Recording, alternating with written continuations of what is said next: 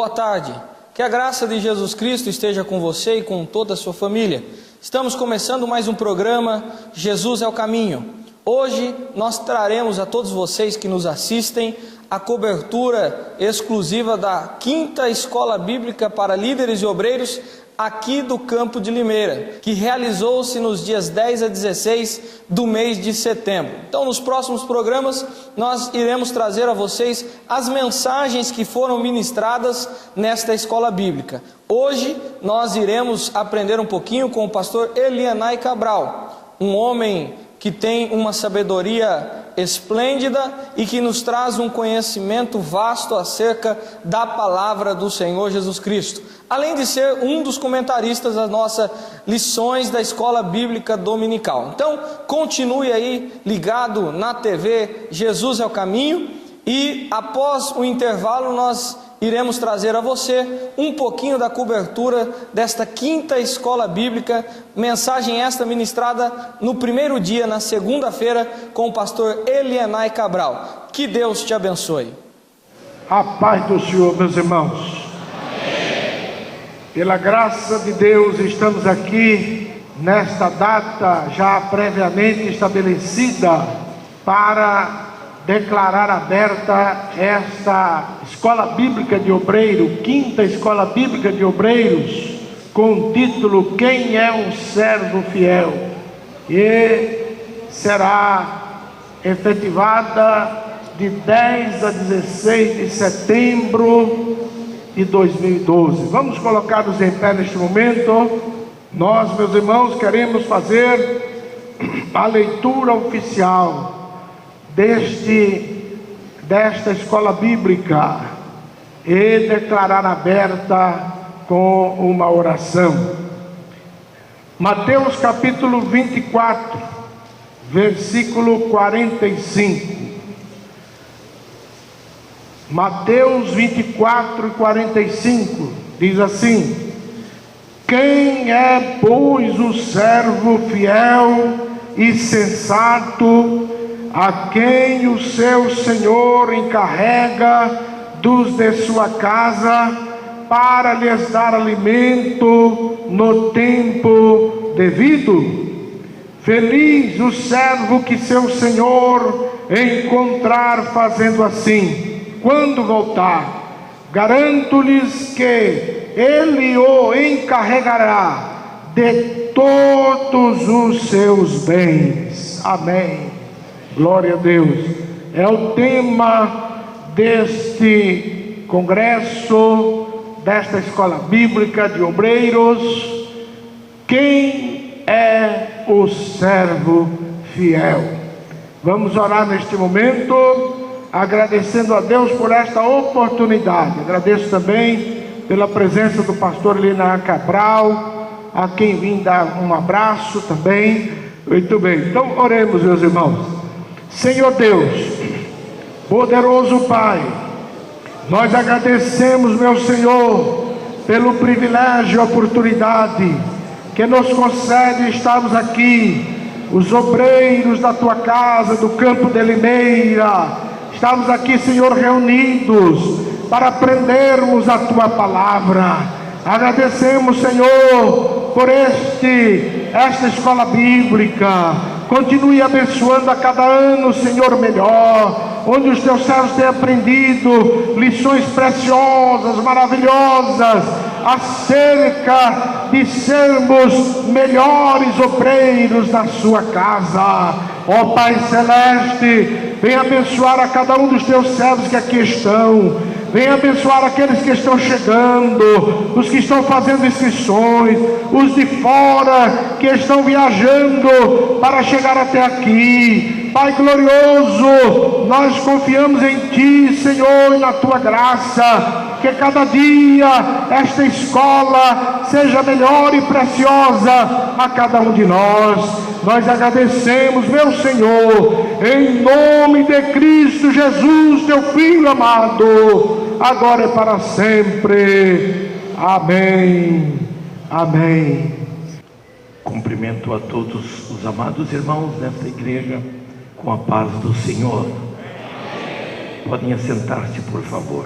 Eu quero, nas minhas primeiras palavras, ainda aproveitando a presença do meu querido amigo, pastor Levi, agradecer a honra do convite para estar cooperando com os irmãos nesta escola bíblica.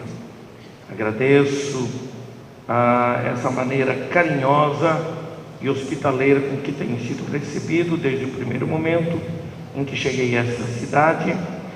Rever aqui o pastor Joel também foi uma alegria muito grande.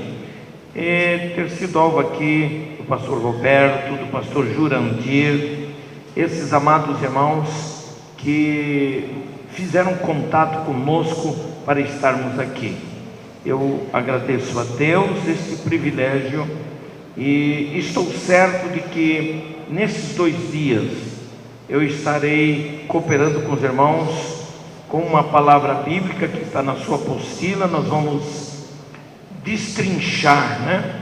Porque na verdade esse texto tem um caráter bem exegético e nós vamos trabalhar nesse texto relacionando exatamente ao tema geral desta escola bíblica, e por isso eu estou agradecido a Deus e estou feliz por estar aqui com os irmãos. E eu quero ser bastante objetivo para aproveitar o ensejo dessa oportunidade que Deus está nos dando.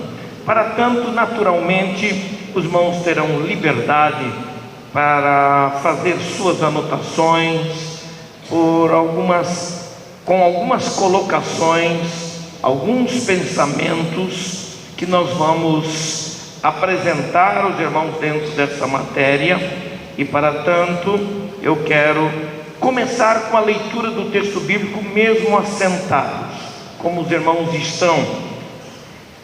Eu quero convidá-los a abrirem na carta de Paulo aos Efésios.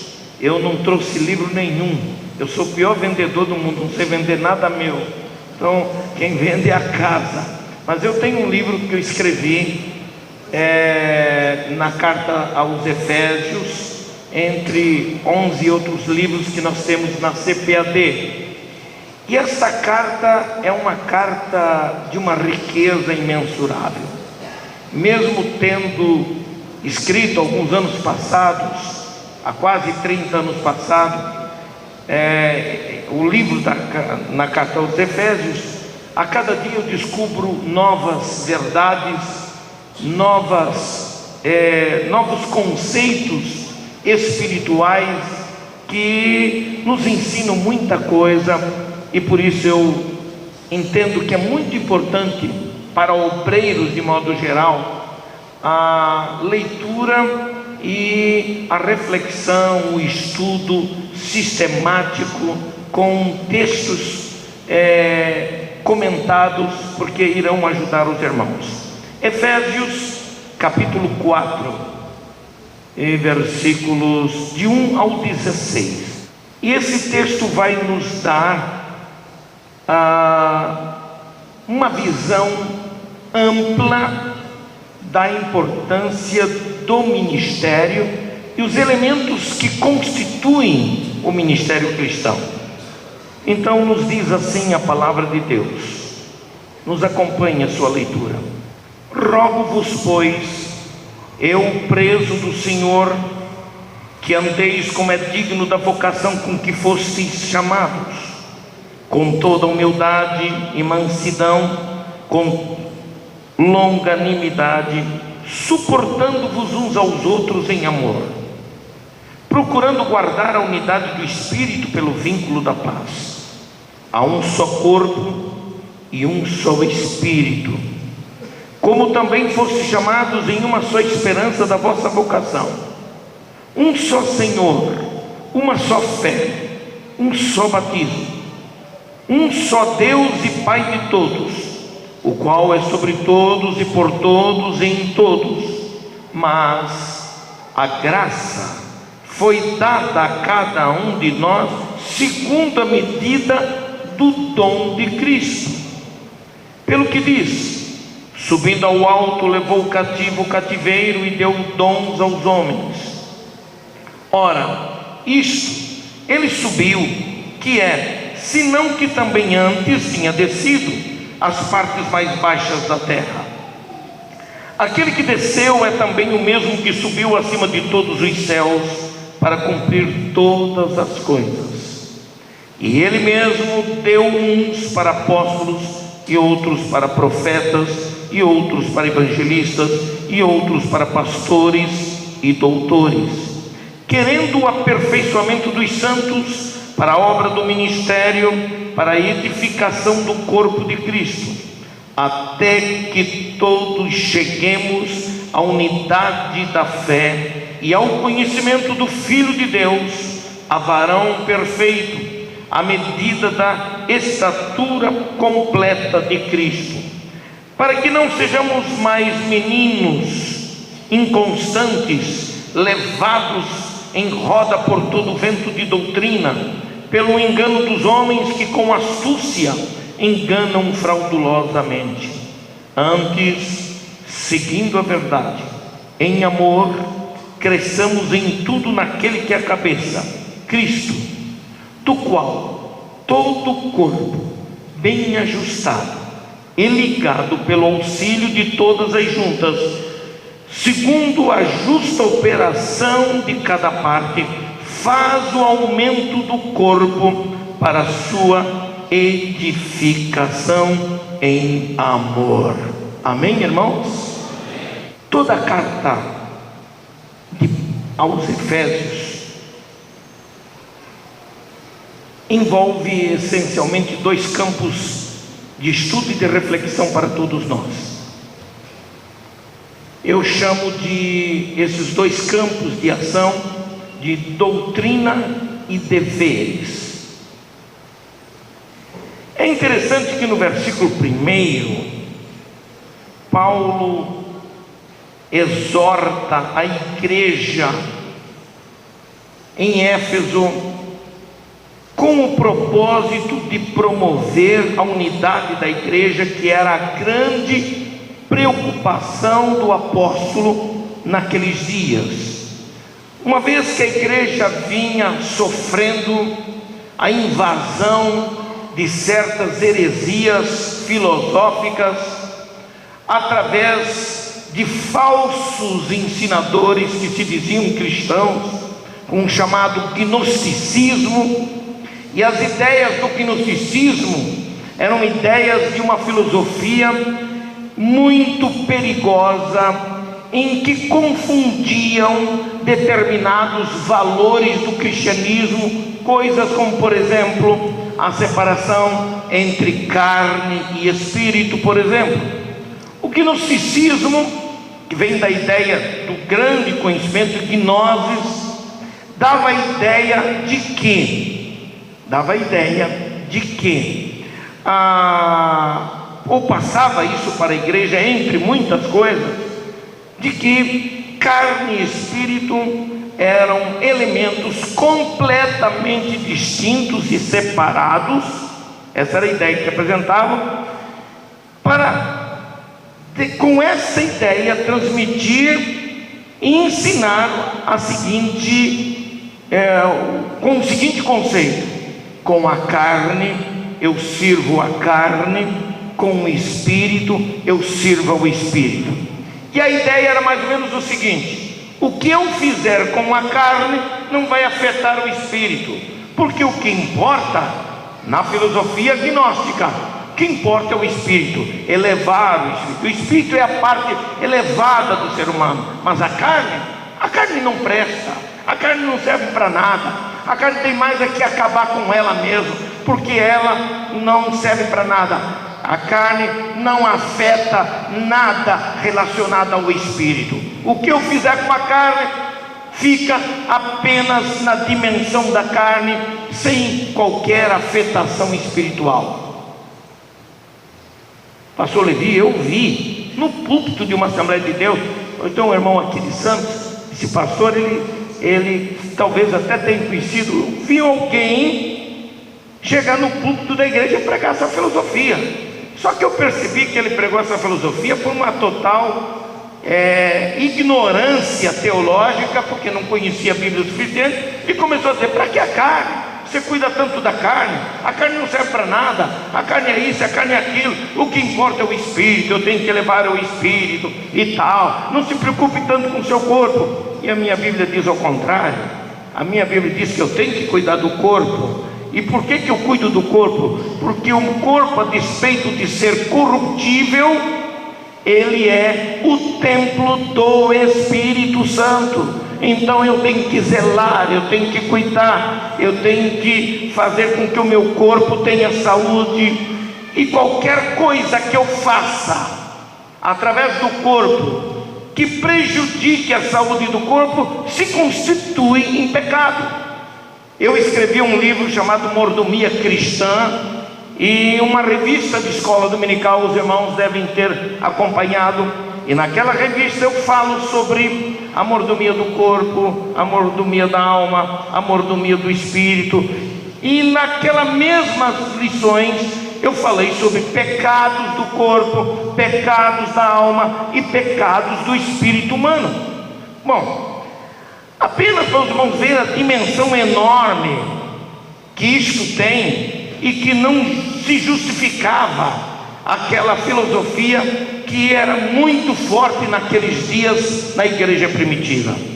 Paulo então começou a se preocupar com uma diversidade negativa de doutrinas e de conceitos filosóficos que influenciavam o estilo de vida dos cristãos. O cristianismo tinha uma nova filosofia, tinha uma nova doutrina, tinha uma nova perspectiva de vida, e isso tinha que ser preservado. E Paulo, preocupado em preservar, em manter a unidade do Espírito na igreja, ele escreveu essa carta, por exemplo, procurando corrigir excessos, procurando ajudar na compreensão e levando a igreja a entrar mais profundamente nos elementos que dão fortalecimento espiritual à nossa fé. Entre alguns aspectos da preocupação de Paulo estava exatamente a qualidade do ministério exercido na igreja. Então ele organiza esses ministérios, ele os coloca numa perspectiva em que a igreja pudesse entender. Muito bem, eu disse de início que toda a carta aos Efésios envolve dois campos de estudo e de reflexão: doutrina e deveres. E o que é que nós descobrimos nisso aqui? De que os deveres são muito importantes, mas eles, na verdade, eles sempre devem ser o fruto e o resultado da doutrina. Quando nós damos mais valor aos deveres em detrimento da doutrina, e doutrina diz respeito aos conceitos de verdade que nós temos dentro do cristianismo, que são os conceitos de teologia pura, o que acontece? Quando os deveres se tornam mais importantes, se cometem alguns erros que nós, ao longo da história da igreja, cometemos, até mesmo como a própria nossa Assembleia de Deus. Eu sou filho de pioneiro, eu tenho uma história de vida todinha aí, eu sei como é que é. Eu me lembro essa grande preocupação inicial da igreja em estabelecer regras, deveres para a igreja. Diz: você quer ser um bom crente, você precisa fazer isso. Para ser crente você tem isso. E se criou uma imagem lá fora de que a igreja dos crentes é a igreja do não pode isso, não pode aquilo, etc. Eu acho que é tão perigoso os que são da linha do não pode, como daqueles da linha de que pode tudo. Os dois são radicais, as duas ideias são erradas. E o que nós aprendemos nisso aqui? Nós aprendemos que o dever, ele resulta do conhecimento da doutrina. Vejam só, é o dever que responde à doutrina, da mesma forma como ramos, folhas de uma árvore correspondem às raízes e ao tronco. Entendemos também que estes ramos, folhas e frutos são aqueles elementos que retiram a seiva vital para sobreviverem.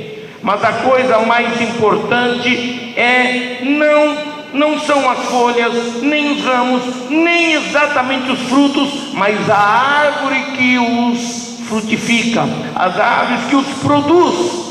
Com isso nós aprendemos o quê? De que antes dos deveres, antes dos elementos secundários da nossa vida, vem o conhecimento da doutrina da palavra de Deus.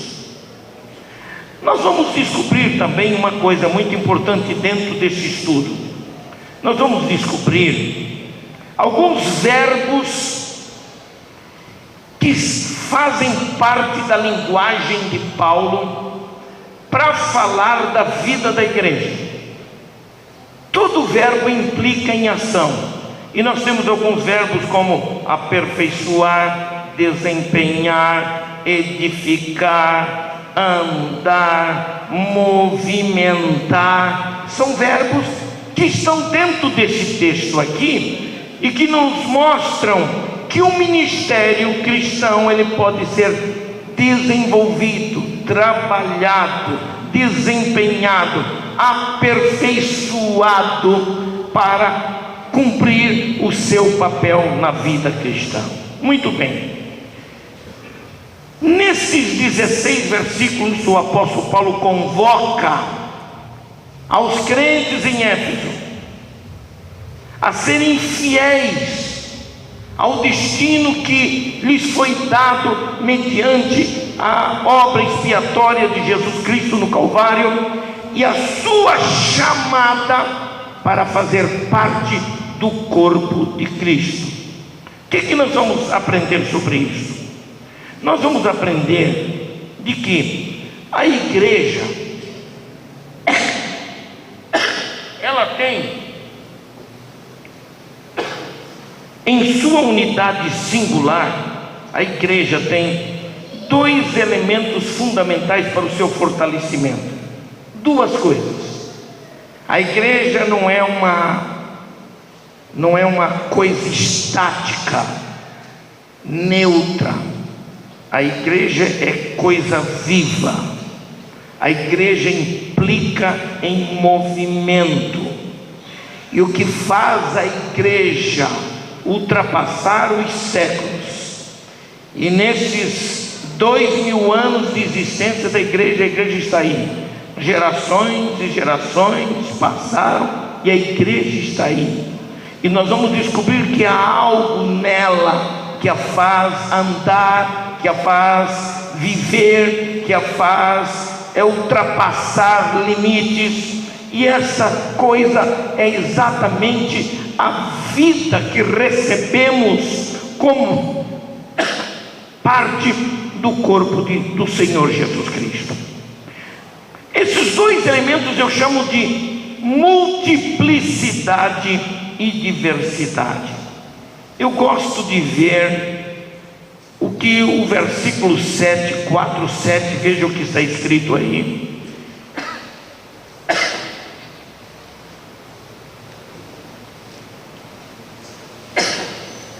Versículo 7 diz assim: mas a graça foi dada a cada um de nós segundo a medida do dom de Cristo. A graça foi dada a cada um segundo a medida do dom de Cristo. Primeira verdade: nós não somos membros isolados da igreja. Nós somos membros do seu corpo, estamos dentro de uma multiplicidade de membros, uma diversidade de membros. cada membro cumprindo o seu papel. E nesse versículo 7 nós vamos perceber de que cada um de nós tem o seu papel no fortalecimento da unidade da igreja. Cada um tem o seu papel, e esse papel diz que é dado a cada um segundo a medida. Segundo a medida. Se a gente ler um texto que está lá em 1 Coríntios, no capítulo 12, vejam por favor, 1 Coríntios, primeira carta de Paulo aos Coríntios, capítulo 12,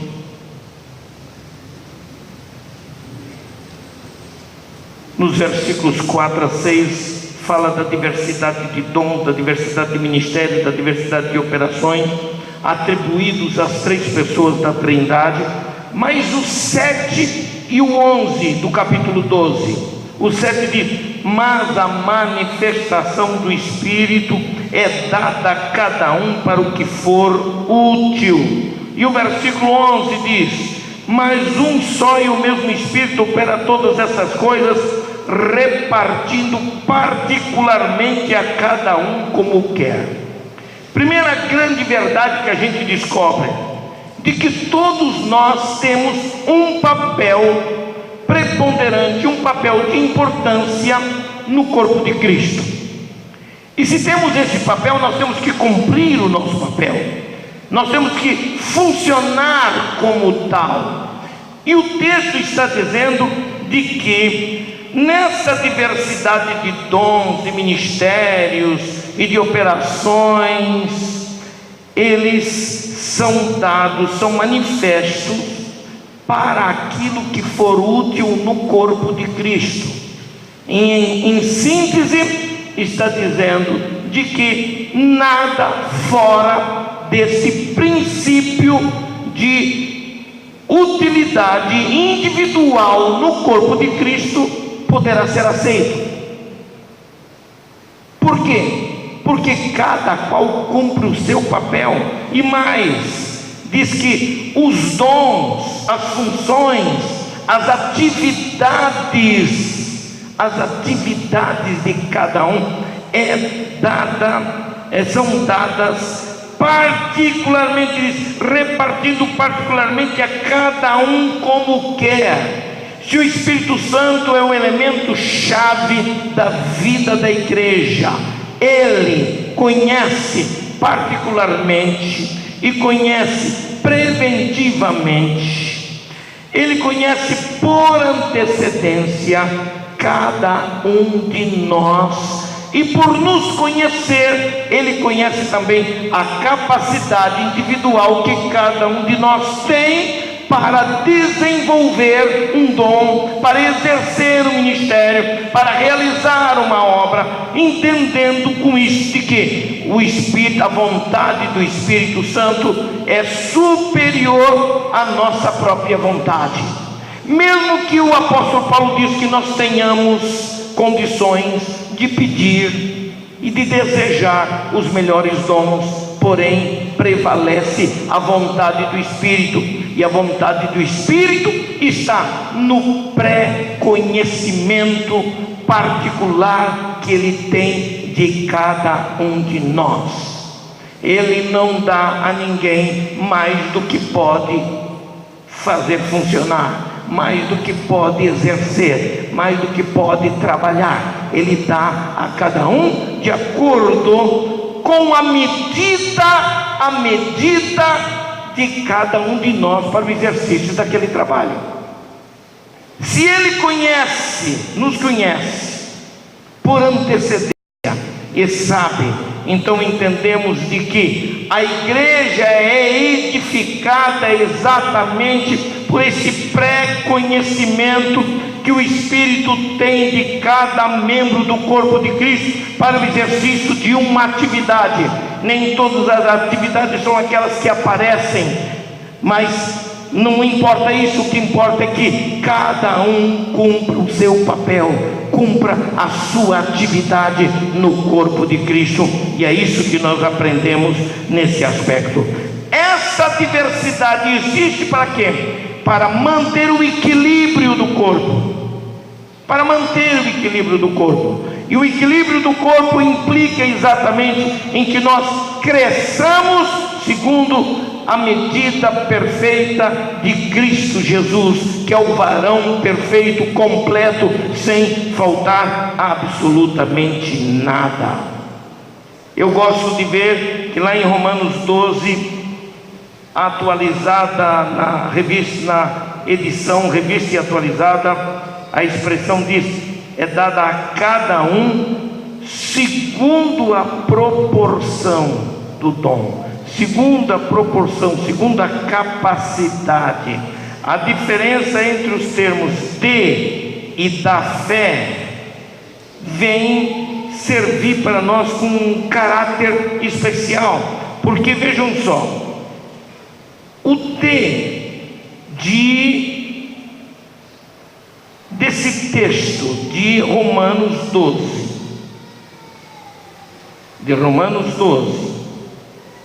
quero que os irmãos olhem isso aí, de Romanos 12, 3, conforme a medida da fé que Deus repartiu a cada um.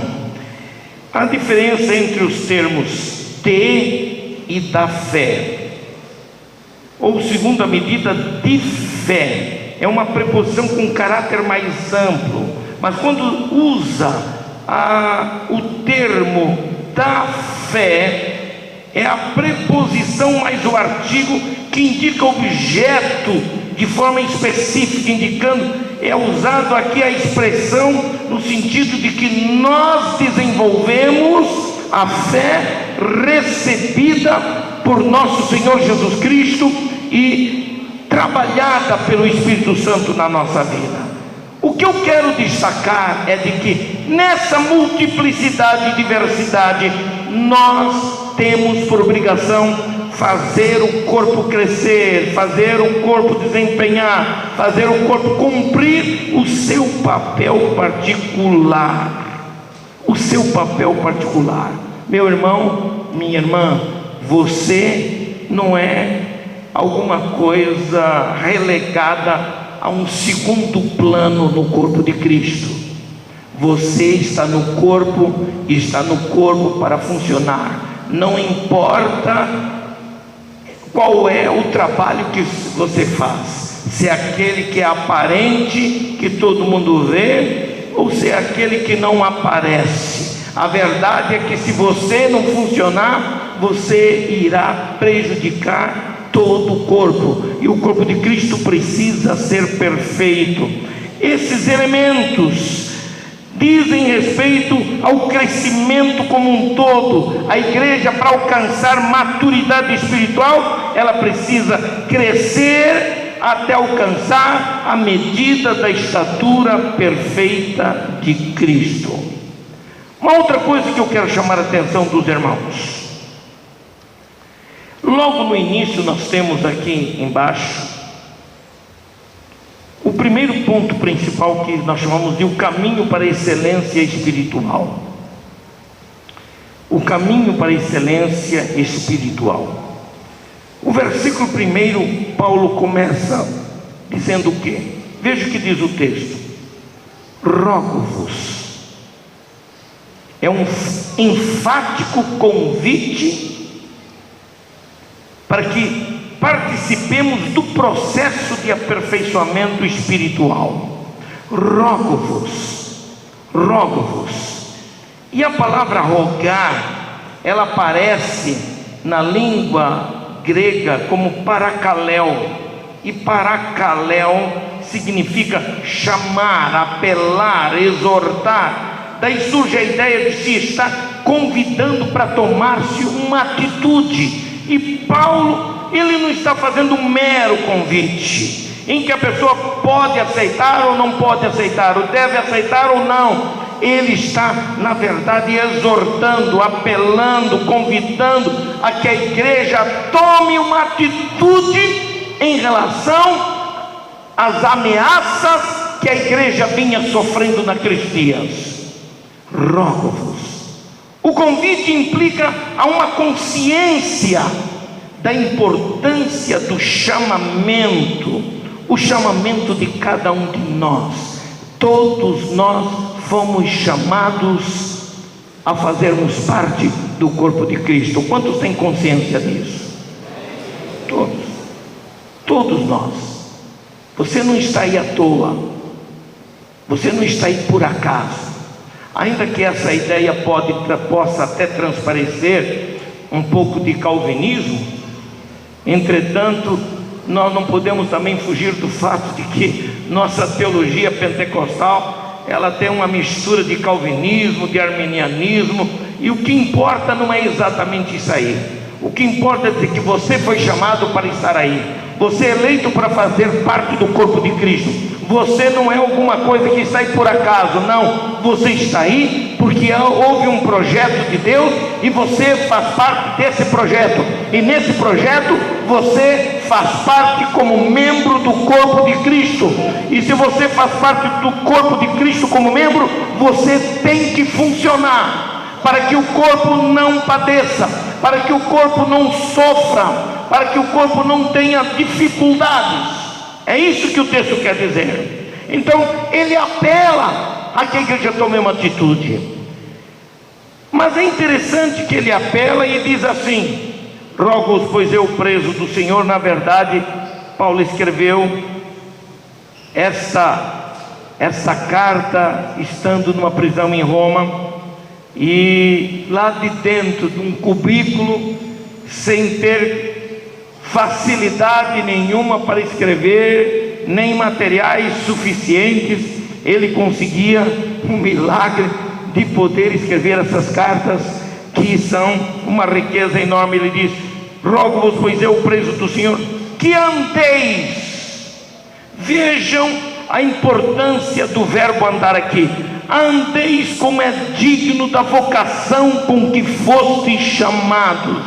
Eu gosto de uma versão, uma tradução que diz assim: que leveis uma vida digna do chamamento que haveis recebido. Quando Paulo apela à dignidade da chamada, ou ele apela para que se andasse de forma digna, na verdade, Paulo expressava o seu ardente zelo com os crentes de Éfeso, no sentido de que quaisquer comportamentos que ferissem os princípios da palavra de Deus e que comprometesse a fé cristã poderiam arrastá-los ao pecado, ao antigo paganismo. E ele está preocupado com isso quando ele diz que a igreja deveria andar como é digno da chamada. Essa palavra digno é uma palavra muito forte. No grego bíblico, a palavra digno é axios. No latim aparece como dignos, mas o sentido dos dois idiomas, tanto no grego quanto no latim, a referência da palavra, o sentido da palavra é comportamento. Por isso, para ser digno significa conduzir-se, comportar-se, e comportar-se com equilíbrio, isto é, tendo consciência daquilo que se está fazendo. Era essencialmente isso que ele queria dizer.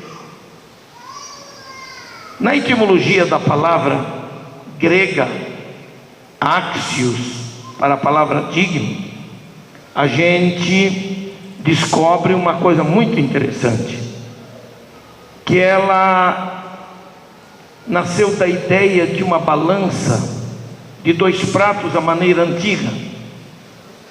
Aquela balança de dois pratos, em que tem o fiel da balança e os dois pesos que ficam de um lado e do outro. Na verdade, a ideia básica é exatamente, não é nem falar do peso que vai num prato e do peso que vai no outro prato, não. A ideia para a palavra axios, ou palavra digno ou dignidade, é comportamento, equilíbrio. O fiel da balança diz respeito ao equilíbrio daquela balança.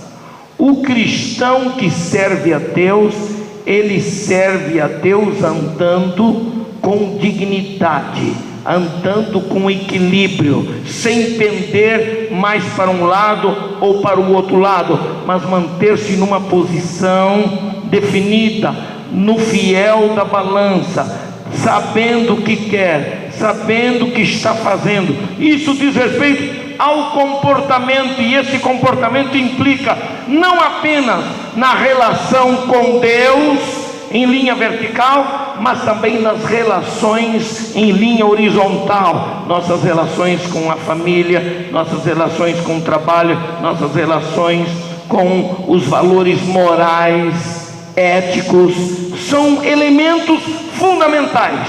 Por isso, a palavra digno mostra a ligação entre o ensino doutrinário e a vivência desse ensino na vida diária. Veja o que está escrito lá em Colossenses 1:10, por favor. Colossenses 1:10. Olha o que diz a palavra de Deus em Colossenses 1:10.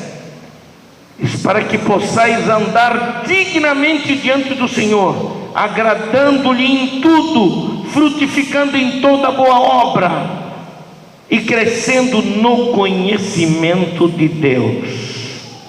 Irmãos queridos, o aperfeiçoamento cristão da nossa vida requer nessa escritura pelo menos 4 atitudes morais, que são atitudes que colocam o crente no ponto ideal no ponto ideal do fiel da balança, nesse ponto de dignidade. E esses 4 ingredientes morais são, na verdade, qualidades que ajudam a manter a unidade da igreja em Cristo Jesus, e está no versículo 2. O versículo 1 diz: rogo-vos, pois eu, preso do Senhor, que andeis como é digno da vocação com que fostes chamados. E mais diz o quê? Com toda humildade. E depois qual é o segundo, irmãos? Mansidão. Terceiro, longanimidade. E quarto, suportando-vos uns aos outros. 4 elementos, não tem como fugir. Essa foi a inspiração que o Espírito Santo deu a Paulo, para que Paulo mostrasse que a manutenção da unidade da igreja pelo vínculo da paz estava em que a igreja soubesse andar corretamente, dignamente nesse caminho. E ele começa com o quê? Com humildade. 4 ingredientes que envolvem toda a nossa vida emocional, toda a nossa vida espiritual, nossa vida física. São ingredientes que envolvem sentimento, emoção. Por isso, eles ajudam a construir e manter a unidade da igreja, porque são valores dinâmicos ativados na vida dos crentes. Essas qualidades são qualidades que precisam ser cultivadas no nosso cristianismo. No nosso cristianismo. Como estamos falando para obreiros, naturalmente todo obreiro deve ser referencial para o restante da igreja. Se ele deve ser um referencial, esses elementos, esses ingredientes, esses valores são fundamentais e precisam ser cultivados pela vida do crente, para que haja aperfeiçoamento espiritual. São qualidades que têm a ajuda do Espírito Santo na vida do crente. Isso é fundamental. Então, o que nós aprendemos com isso? que o andar digno é como o aprender a se firmar, a dar aqueles primeiros passos semelhantes ao de uma criança. É isso que implica. É com, por exemplo, com Enoque no Velho Testamento. Eu gosto da palavra que Deus, que está escrito, que Deus disse para Enoque: anda na minha presença. E andar na presença de Deus implica num estado de espírito para a gente saber exatamente como andar e aprender da parte de Deus. Implica em andar firme, é um andar digno, até alcançar o padrão ideal da imagem de Cristo, para se viver em santidade e para se ver em justiça entre os homens. Colossenses capítulo 3 e 10, veja o que diz a palavra. 3 e 10 diz: e vos vestistes do novo que se renova para o conhecimento segundo a imagem daquele que o criou. Então, o andar digno do crente implica em que ele ande equilibradamente, sabendo o que está fazendo e por que ele deve fazer determinadas coisas. Quais são essas atitudes?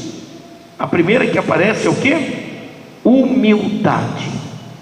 Humildade. Com toda a humildade, diz a Bíblia aqui, com toda humildade. Uma palavra que na língua grega ele dá a ideia de ser despretensioso, ser singelo.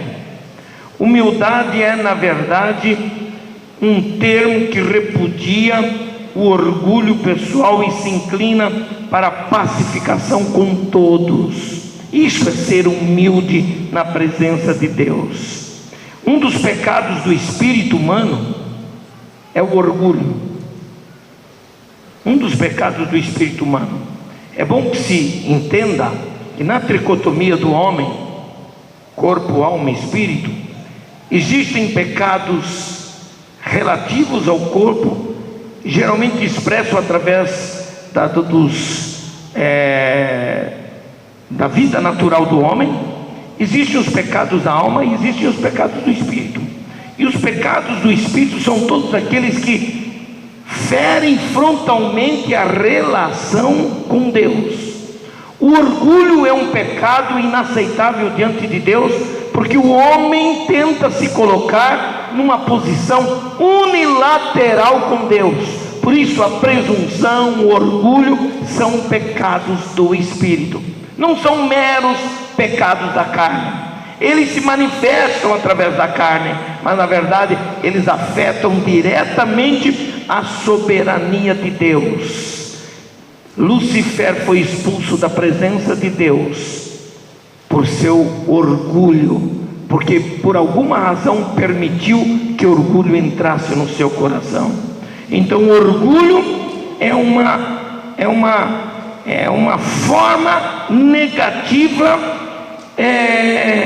de humildade.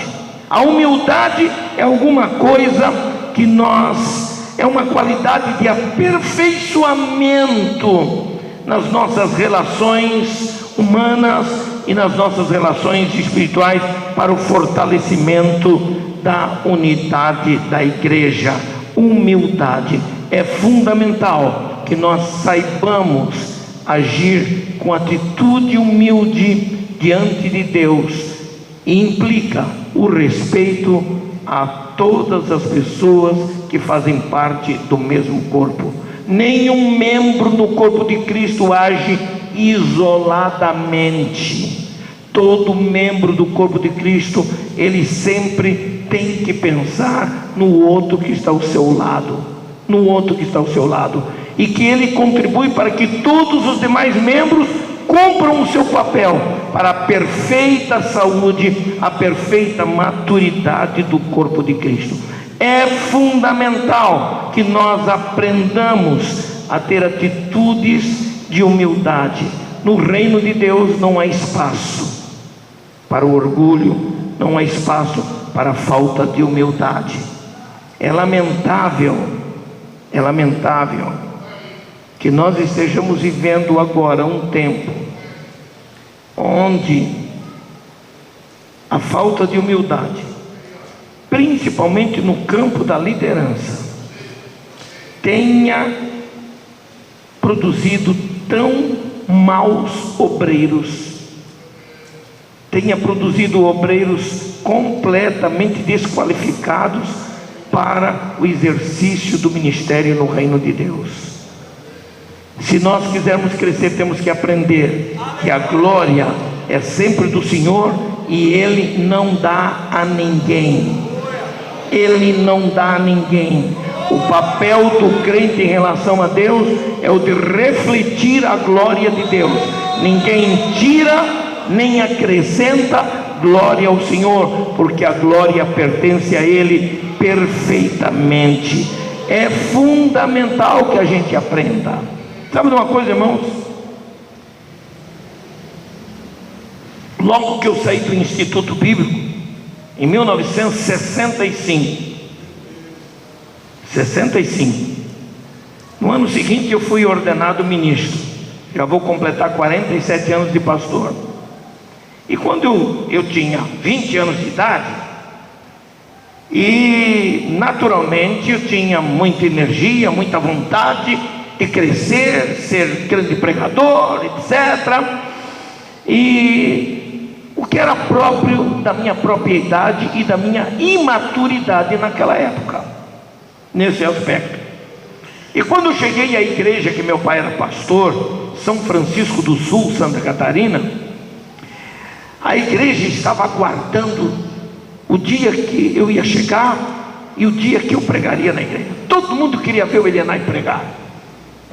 E então foi marcado um trabalho especial de 2 dias, sábado e domingo.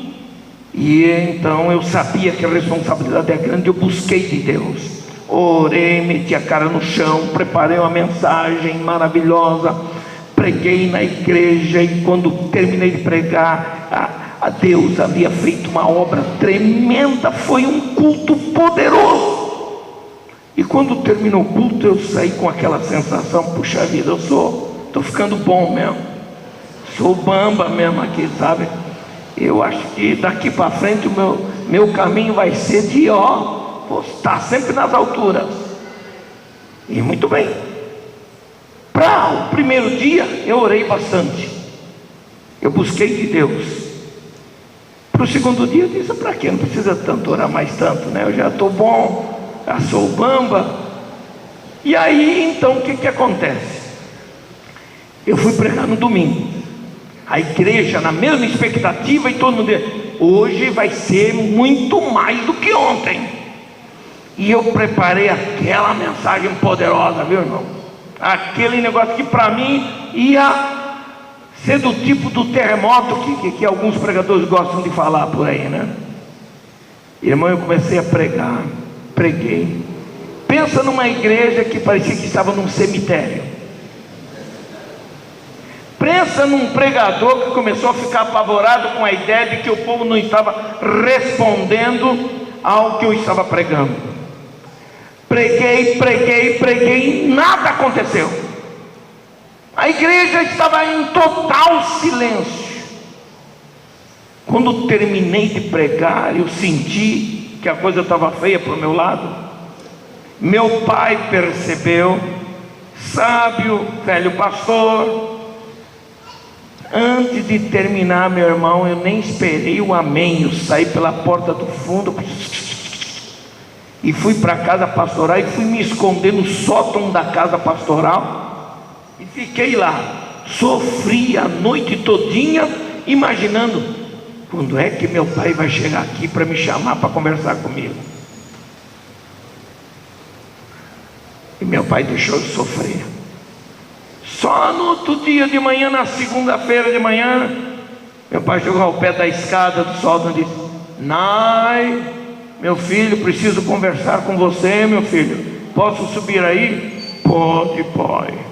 E meu pai subiu pela escada, eu estava deitado, ele assentou-se. Meu filho, eu vim aqui para dizer que eu deixei você sofrer um pouquinho, para você aprender uma lição, uma vez por todas, de que você não é nada, se você não depender de Deus. Ontem à noite você não orou, você não buscou de Deus, a mesma coisa, você achou que ia chegar e ia abafar, e não aconteceu nada. E Deus te deu a lição. Espero que você tenha aprendido a lição. Lembre-se que a glória é sempre de Deus e nunca será sua. Até o dia de hoje eu mantenho o meu temor a Deus e ainda suo frio nas mãos de pregar e ensinar. E Deus tem me dado grandes oportunidades no Brasil inteiro para falar, e eu louvo ao Senhor, mas ainda eu levo a sério, lembrando de que eu sou apenas o servo, o canal, que a humildade tem que estar à frente de qualquer postura e qualquer atitude daquele que serve no reino de Deus.